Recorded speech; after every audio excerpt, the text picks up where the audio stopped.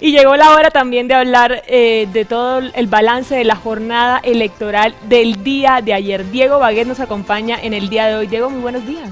Hola Regina, ¿cómo estás? Violeta, qué bueno estar con ustedes. Pues ayer, felices, hicimos un gran cubrimiento con Teleamiga de la jornada. Todo el día estuvimos con analistas, estuvo bastante movido el tema y estuvo bastante bien la transmisión que hicimos. Bogotá con nuevo alcalde, Enrique Peñalosa, más de 900.000 votos. Esto lo convierte, creo que en el alcalde que más votación ha sacado, porque antes estaba Samuel Moreno. ¿Cuántas votaciones aproximadas? 903.000 votos para Peñalosa. 300.000 aproximadas para Pacho Santos, ese quemón que fue, cuéntenos. No, pues lo del Centro Democrático pues sin duda es algo que sorprende mucho porque Uribe tenía mucha fuerza, pero perdió en Medellín, no tanto en Bogotá como en Medellín, pero no solo el Centro Democrático pierde, o sea, digamos que es uno de los derrotados, pero en Bogotá, por ejemplo, los progresistas que tenían varios escaños en el Consejo quedaron con uno que posiblemente sea Holman Morris. Aún el Consejo Nacional Electoral está definiendo lo del umbral en votación. Y también la unidad nacional se ve un poco quebrajada porque vemos a Cambio Radical por un lado, a los liberales por el otro. El Partido Verde también sufrió, unos estaban con Pardo, otros con Peñalosa, entonces no sabía. Hubo muchos derrotados, más allá de Álvaro Uribe, que fue el más sonado, por ejemplo en Antioquia, que nadie contaba, ninguna firma encuestadora contaba con que Federico Gutiérrez fuera a ser el alcalde de Medellín. Pero para este tema, hoy yo les traigo un invitado que sabe un poco más, que nos va a contextualizar un poco más, y es una persona que yo les voy a contar. Hace 2 años, algo más de 2 años, teníamos la mañana de Teleamiga y teníamos un panelista que nos venía a hablar y nos contextualizaba de los temas políticos y estas cosas. Hoy ese panelista es representante de la Cámara por Bogotá y lo tengo acá con nosotros. Él se llama Juan Carlos Lozada, representante de la Cámara por el Partido Liberal. Bienvenido a la mañana de Teleamiga. Un gusto, Diego, estar aquí de vuelta. ¿Cómo está? De Teleamiga. Juan Carlos, el panorama, ¿qué queda para los bogotanos después de la elección de ayer de Enrique Peñalosa? Pues yo lo que creo es que los bogotanos tomaron una decisión muy clara, y era la de dejar de lado los 12 años de la izquierda y del Polo Democrático en Bogotá.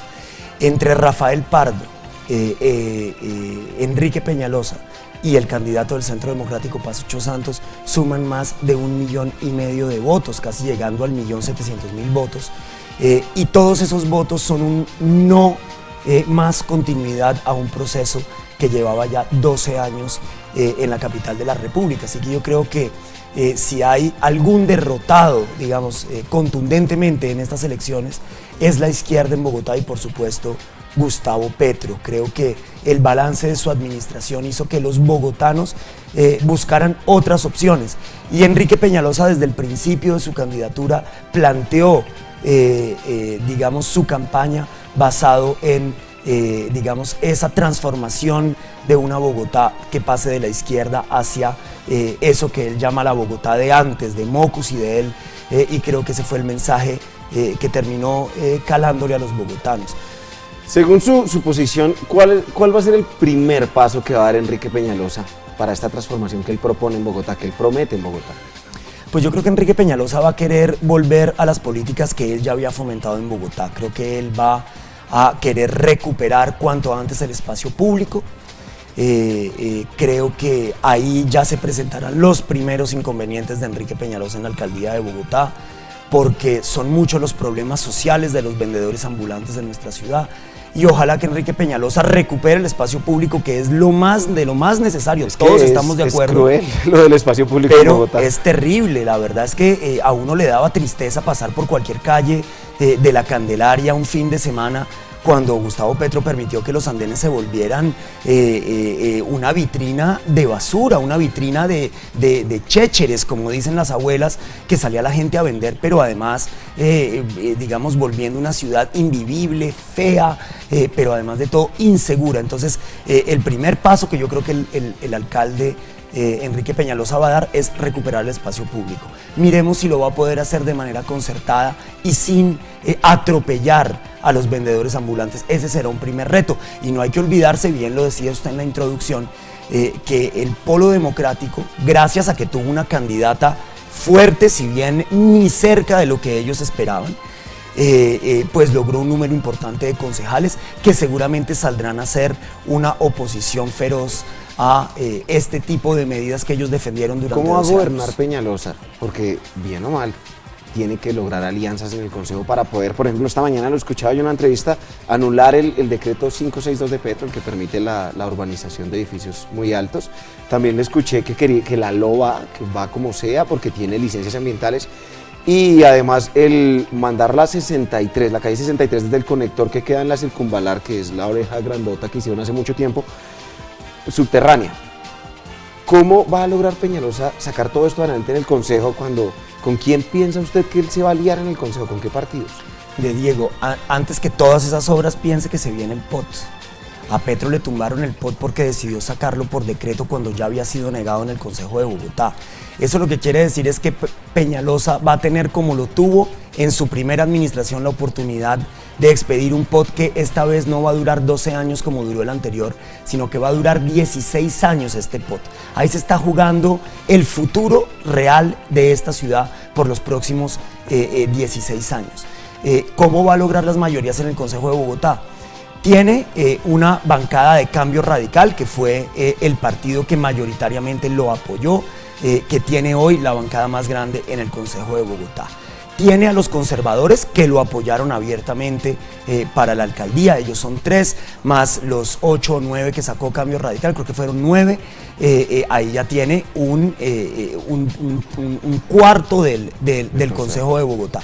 Pero además el Partido Liberal, que apoyó a Rafael Pardo, apoyó también por un cambio, y digamos que ese cambio estructural que Bogotá necesita, pues de alguna manera Enrique Peñalosa y Rafael Pardo lo representaban. Yo creo que ahí va a haber posibles coincidencias, seguramente no en todos los temas, pero habrá unas posibles coincidencias, y hay algunos verdes que también fue muy coincidido el discurso de Pardo ayer, reconociendo la victoria de Peñalosa y deseándole lo mejor. Hay que decir que Rafael Pardo fue un excelente candidato. Mire, es que si nos ponemos, Diego, nos remontamos a diciembre del año pasado, cuando esto empezó, cuando terminaron las elecciones presidenciales y empezaba a plantearse el panorama para Bogotá.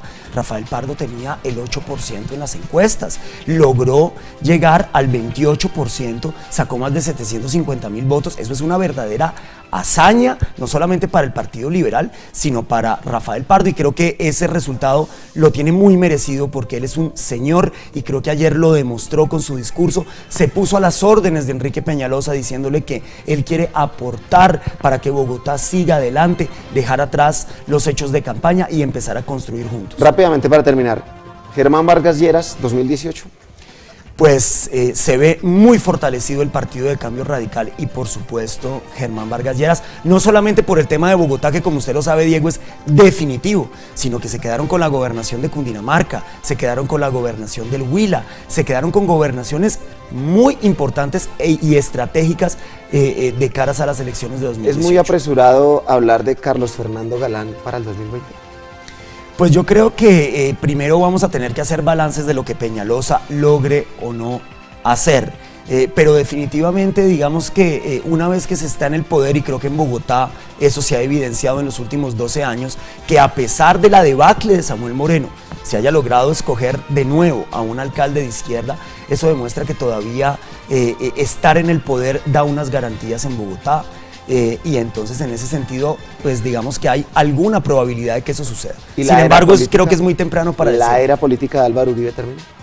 No, yo no creo que la era política de Álvaro Uribe termine. Creo que este país salió a votar por opciones alternativas a una derecha que hoy se ve, digamos, ya casi que atemporal, que este proceso de paz la ha puesto contra las cuerdas, en el sentido de que le ha quitado su peso ideológico y su valor discursivo, y creo que eso se notó en estas elecciones. Pero un hombre de la importancia para Colombia, de Álvaro Uribe Vélez, de ninguna manera puede ser descartado.